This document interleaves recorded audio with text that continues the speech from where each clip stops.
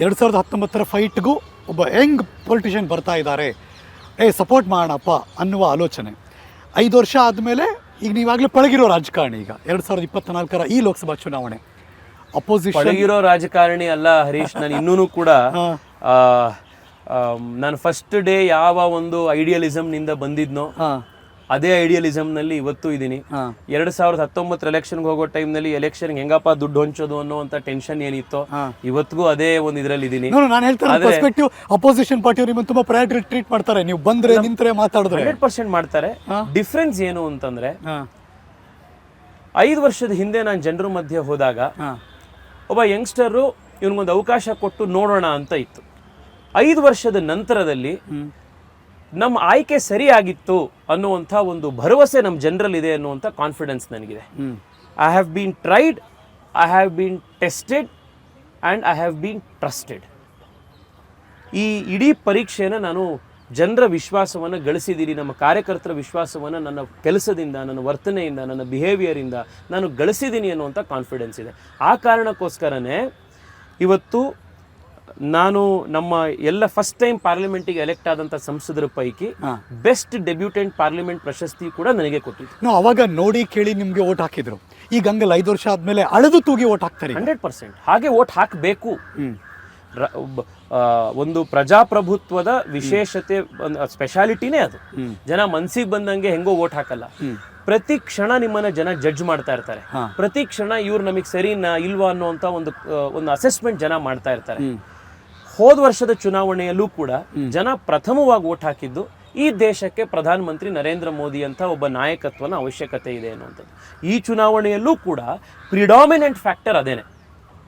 ನಾವು ಹೇಳ್ಕೊಳ್ಬೋದು ಇದು ನಮ್ಮದು ರೋಲ್ ಇದೆ ಮತ್ತೊಂದಿದೆ ಅಂತ, ಒಂದು ಮಟ್ಟಕ್ಕೆ ಇದ್ದೇ ಇರುತ್ತೆ. ಆದರೆ ಜನ ಓಟ್ ಹಾಕಕ್ಕೆ ಬರ್ತಾ ಇರುವಂಥದ್ದು ಮೋದಿಯನ್ನು 5 ವರ್ಷ ಪ್ರಧಾನಮಂತ್ರಿಯಾಗಿ ಮಾಡೋದಕ್ಕೆ. ಆದರೆ ಈ ಸ್ಕೀಮಲ್ಲಿ ನಮ್ಮ ಕೆಲಸ ಏನು? 5 ವರ್ಷ ನಾವು ಕ್ಷೇತ್ರದಲ್ಲಿ ಕೆಲಸ ಮಾಡಿದ್ದೀವಿ, ಜನ ನೋಡಿದ್ದಾರೆ. ಮೆಟ್ರೋ ಸ್ಯಾಂಕ್ಷನ್ಗಳಾಗಿದೆ, ನಾನು ಆಗಲೇ ಹೇಳಿದೆ ನಿಮ್ಗೆ ಇಷ್ಟು ಉದ್ದ ಪಟ್ಟಿ, ಈ ಎಲ್ಲ ಕೆಲಸಗಳಾಗಿದೆ ಅನ್ನೋ ಜನ ಗೊತ್ತಿದೆ. ಜನ ನಮ್ಮ ಪಾರ್ಲಿಮೆಂಟಲ್ಲಿ ಬೇರೆ ಬೇರೆ ಕರ್ನಾಟಕದ ಇಶ್ಯೂ ಆದಾಗ ಮತ್ತೊಂದಾದಾಗ ನಮ್ಮ MP ಮಾತನಾಡ್ತಾರೆ ಅನ್ನೋದು ಗೊತ್ತಿದೆ. ನಾನು ರೂರಲ್ ಬ್ಯಾಂಕಿಂಗ್ ಪರೀಕ್ಷೆಗೆ CRPF CAPF ಪರೀಕ್ಷೆಗಳನ್ನು ಕನ್ನಡದಲ್ಲಿ ಮಾಡಿಸುವಂಥದ್ದು ಹೋರಾಟಕ್ಕೆ ಪಾರ್ಲಿಮೆಂಟಲ್ಲಿ ಮಾಡಿದ್ದೆ. ಇವತ್ತು ಫಸ್ಟ್ ಟೈಮು ಕನ್ನಡ ಭಾಷೆಯಲ್ಲಿ ಈ ಸೆಂಟ್ರಲ್ ಗೌರ್ಮೆಂಟ್ ಎಕ್ಸಾಮ್ಸ್ಗಳನ್ನು ಬರೆಯುವಂಥ ಅವಕಾಶ ನಮ್ಮ ಕನ್ನಡದ ಹುಡುಗರಿಗಾಗಿದೆ. ಪಾರ್ಲಿಮೆಂಟ್ನಲ್ಲಿ 36 ಡಿಬೇಟ್ಗಳಲ್ಲಿ ನಾನು ಪಾರ್ಟಿಸಿಪೇಟ್ ಮಾಡಿದ್ದೀನಿ. ಪರ್ಫಾರ್ಮೆನ್ಸ್ ನೋಡಿದ್ದಾರೆ ಜನ. ಅವ್ರ ಸಮಸ್ಯೆ ಆದಾಗ ಬಂದು ನಾನು ಹೇಳ್ಕೊಂಡಾಗ ಅವ್ರ ಸಮಸ್ಯೆಗೆ ಸ್ಪಂದಿಸ್ತಾರೆ ಅನ್ನೋದನ್ನು ನೋಡಿದ್ದಾರೆ.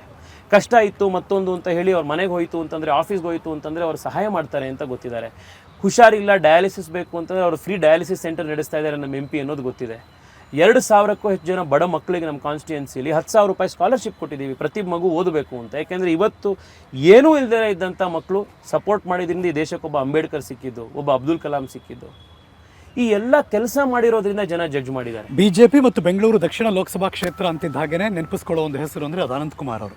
ಅನ್ಡೌಟೆಡ್ಲಿ, ಬಿಕಾಸ್ ಒಂದು ದೊಡ್ಡ ನೆಲೆಯನ್ನು ಅಬ್ಸಲ್ಯೂಟ್ಲಿ ಈ ಕ್ಷೇತ್ರಕ್ಕೆ ತಂದುಕೊಟ್ಟವರು. ನೀವು ಫಸ್ಟ್ ಎಲೆಕ್ಷನ್ ನಿಂತಾಗ 2019ರಲ್ಲಿ ಜನ ನಿಮ್ಮನ್ನು ನೋಡ್ತಾ ಇದ್ರು ಮತ್ತು ಅವರ ಮುಖವೂ ಕೂಡ ಜನ ಮುಂದೆ ಇರ್ತಾ ಇತ್ತು.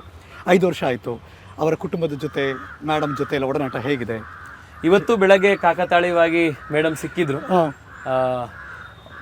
ಹರೀಶ್, ನಾನಿವತ್ತು ನನ್ನ ಬೆಳವಣಿಗೆಯಲ್ಲಿ ಹಲವಾರು ಜನರ ಪಾತ್ರ ಇದೆ. ಅದರಲ್ಲಿ ತೇಜಸ್ವಿನಿ ಮೇಡಮ್ ಅವರದ್ದು ಮತ್ತು ಅನಂತಕುಮಾರ್ ಸರ್ದು ತುಂಬ ದೊಡ್ಡ ಪಾತ್ರ ಇತ್ತು. ನಾನು 2011-12ರಲ್ಲಿ ಅದ್ವಾನಿ ಅವರು ಜನಚೇತನ ಯಾತ್ರೆಯನ್ನು ದೇಶದಾದ್ಯಂತ ತೆಗೆದುಕೊಂಡು ಹೋದಾಗ 48 ದಿನಗಳ ಕಾಲ ನಾನು ಅನಂತಕುಮಾರ್ ಅವ್ರ ಜೊತೆ ಪೂರ್ತಿ ದೇಶ ಓಡಾಡಿದೆ. ನನಗೆ ಅವಾಗ ಯಾವುದೇ ಪಾರ್ಟಿಲಿ ರೋಲ್ ಇರಲಿಲ್ಲ, ಮತ್ತೊಂದಿರಲಿಲ್ಲ. ನಾನು ಭಾಳ ದುಂಬಾಲು ಬೀಳ್ತಾ ಇದ್ದೆ. ನನಗೊಂದು ಕರ್ಕೊಂಡೋಗಿ ನಾನು ಯಾತ್ರೆಗೆ ಬರಬೇಕು ಅಂತ. ನೀನು BJP ಆಫೀಸ್ ಬೇಬರೇ ಅಲ್ಲ, ನೀನೇನು BJP ಪದಾಧಿಕಾರಿಯನ್ನೆಲ್ಲ ಹೆಂಗೋ ಬರ್ತೀಯ ನೀನು ಅಂತ ಕೇಳ್ತಾ ಇದ್ರು. ಆಮೇಲೆ ಮೇಡಮ್ ಹತ್ರ ಹೋಗಿ ನಾನು ಹಠ ಮಾಡ್ತಾ ಇದ್ದೆ, ಮೇಡಮ್ ಏನಾರು ಮಾಡಿ ಕರ್ಸ್ತೀನಿ ನನ್ನ ಅಂತ.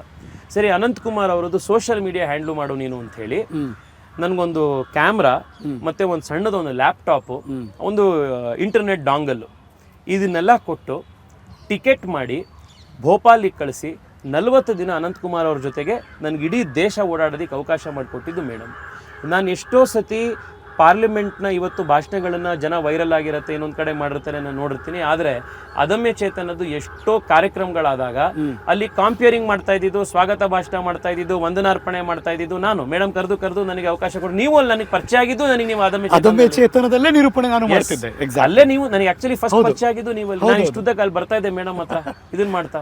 ಸೊ ವಾಲಂಟಿಯರಿಂಗ್, ಒಂದು ಟೀಮು. ನನಗೆ ಇವತ್ತು ಕೂಡ ನಾನು ಇವತ್ತು ಜಸ್ಟ್ ಎಸ್ಟರ್ಡೇ ಹರೀಶ್, ನಿನ್ನೆ ನಾನು ಒಂದು ಪೋಸ್ಟರ್ ರಿಲೀಸ್ ಮಾಡಿದೆ. ಯಾರ್ಯಾರು ನಮ್ಮ ಕ್ಷೇತ್ರದ ಸ್ಟೂಡೆಂಟ್ಸ್ ಇದ್ದೀರಾ, ನೀವು ಎಲೆಕ್ಷನ್ ಟೈಮಲ್ಲಿ ಇಂಟರ್ನ್ಶಿಪ್ ಮಾಡಬೇಕು ಅಂತ ಆಸಕ್ತಿ ಇರುವಂತವ್ರು ಬನ್ನಿ ಅಂತ. ಯಾಕೆಂದ್ರೆ ನಾನು ಅನಂತ್ ಕುಮಾರ್ ಸರ್ ಎಲೆಕ್ಷನ್ ನಲ್ಲಿ ಒಬ್ಬ ಸ್ಟೂಡೆಂಟ್ ಆಗಿ ಕ್ಯಾಂಪೇನ್ ಮಾಡಕ್ ಹೋಗ್ತಾ ಇದ್ದವನು. ಅವಾಗ ಈ ಯೂತ್ ಪವರ್, ನೇಷನ್ ಪವರ್ ಅನ್ಕೊಂಡು, ಸ್ಟೂಡೆಂಟ್ ಪವರ್, ನೇಷನ್ ಪವರ್ ಅನ್ಕೊಂಡು ಟಿ ಶರ್ಟ್ಗಳು ಹಾಕೊಂಡು ಇದೇ ಲಾಲ್ಬಾಗ್ ಎದುರುಗಡೆ ಕಾರ್ಯಕ್ರಮಗಳು ಮಾಡಿ, ನ್ಯಾಷನಲ್ ಕಾಲೇಜ್ ಎದುರುಗಡೆ ಅವ್ರಿಗೆ ಪ್ರೋಗ್ರಾಮ್ಸ್ಗಳನ್ನು ಆರ್ಗನೈಸ್ ಮಾಡಿ, ಇದೆಲ್ಲ ಅವಕಾಶ ಅವರು ಮಾಡಿಕೊಟ್ಟಿದ್ದು. ಸೊ ಆ ಒಂದು ಕೃತಜ್ಞತೆ, ಆ ಒಂದು ಗ್ರ್ಯಾಟಿಟ್ಯೂಡು ಇವತ್ತಿಗೂ ಇದೆ. ಕಡೆ ತನಕ ಅದೇ ಒಂದು ಗೌರವ, ಆ ಒಂದು ಗ್ರ್ಯಾಟಿಟ್ಯೂಡ್ ಅವ್ರ ಮೇಲೆ, ಅವ್ರ ಕುಟುಂಬದ ಮೇಲೆ ಇದ್ದೇ ಇರುತ್ತೆ. ನಾನು ಆ ಜನೌಷಧಿ ಕೇಂದ್ರದ ಉದಾಹರಣೆ ಹೇಳಿದ್ನಲ್ಲ, ಅದು ಮಾಡೋದಕ್ಕೆ ಪ್ರೇರಣೆ ಕೂಡ ಅನಂತ್ ಕುಮಾರ್ ಸರ್. ಏಕೆಂದರೆ ಅವರು ಪಾರ್ಲಿಮೆಂಟ್ರಿ, ಇದು ನಮ್ಮ ಫರ್ಟಿಲೈಸರ್ಸ್ ಮಿನಿಸ್ಟರ್ ಆಗಿದ್ದಾಗ, ಕೆಮಿಕಲ್ಸ್ ಆ್ಯಂಡ್ ಫರ್ಟಿಲೈಸರ್ಸ್ ಮಿನಿಸ್ಟರ್ ಆಗಿದ್ದಾಗಲೇ ಅವ್ರು ಜನೌಷಧಿ ಕೇಂದ್ರವನ್ನು ಕಾನ್ಸೆಪ್ಟ್ ಇಲ್ಲೆಲ್ಲ ಶುರು ಮಾಡಿದ್ರು. 14 ಜನೌಷಧಿ ಕೇಂದ್ರ ಇತ್ತು. As a tribute to him Janaushadhi ಕೇಂದ್ರಗಳನ್ನು 14ರಿಂದ 130 ತನಕ ಇವತ್ತು ನಾನು ಕಾನ್ಸ್ಟಿಟ್ಯೂನ್ಸಿಲಿ ತೊಗೊಂಡು ಹೋಗಿದ್ದೀನಿ ಅವ್ರ ಪ್ರೇರಣೆಯಿಂದ. ಇವತ್ತು ನಮ್ಮ ಆಫೀಸಲ್ಲಿ ನೀವು ನೋಡಿದ್ರೆ, ನೀವು ಎಂಟರ್ ಆಗಿದ ತಕ್ಷಣ ಒಂದು ದೊಡ್ಡ ಭಾರತ್ ಮಾತೆ ಫೋಟೋ ಇದೆ. ಆ ಭಾರತ್ ಮಾತೆ ಫೋಟೋ ಪಕ್ಕದಲ್ಲೇನೆ ಒಂದು ಪೋಸ್ಟರ್, ದೊಡ್ಡದೊಂದು ಪೇಂಟಿಂಗ್ ಮಾಡಿಸಿ ಪೋರ್ಟ್ರೇಟ್ ಹಾಕಿದ್ದೀನಿ ನಾನು. ಅನಂತ್ ಕುಮಾರ್ ಸರ್ದು, ವಿಜಯ್ ಕುಮಾರ್ ಸರ್ದು, ಕೆಳಗಡೆ ಅನಂತ ವಿಜಯ ಅಂತ ಬರೆದಿದ್ದೀನಿ. ಅದ್ರ ಅರ್ಥ ಏನು ಅಂತಂದ್ರೆ, ಒಂದು ಅವರಿಬ್ಬರದ್ದು ನೆನಪು ಆಗಬೇಕು. ಭಾರತೀಯ ಜನತಾ ಪಾರ್ಟಿಗೆ ಬೆಂಗಳೂರು ಸೌತ್ ಅವರಿಬ್ಬರು ಕಟ್ಟಿ ಬೆಳೆಸಿದಂತಹ ಕ್ಷೇತ್ರದಲ್ಲಿ ವಿಜಯ ಕೂಡ ಅನಂತವಾಗಿರಬೇಕು ಅನ್ನುವಂಥ ಒಂದು ಕಾನ್ಸೆಪ್ಟ್ ಅಲ್ಲಿ ನಾನು ಅವರಿಗೆ ಕೃತಜ್ಞತೆ ಕೊಟ್ಟಿರೋದು. ಅನುಕ್ಷಣದ ಸುದ್ದಿಗಳಿಗಾಗಿ ವಿಸ್ತಾರ ನ್ಯೂಸ್ ಯೂಟ್ಯೂಬ್ ಚಾನೆಲ್ ಸಬ್ಸ್ಕ್ರೈಬ್ ಮಾಡಿ. ಹೊಸ ಸುದ್ದಿಗಳ ನೋಟಿಫಿಕೇಶನ್ಗಾಗಿ ಬೆಲ್ ಐಕಾನ್ ಕ್ಲಿಕ್ ಮಾಡಿ. ಲೇಟೆಸ್ಟ್ ಅಪ್ಡೇಟ್ಸ್ಗಾಗಿ www.vistaranews.com ವೆಬ್ಸೈಟ್ಗೆ ವಿಸಿಟ್ ಮಾಡಿ.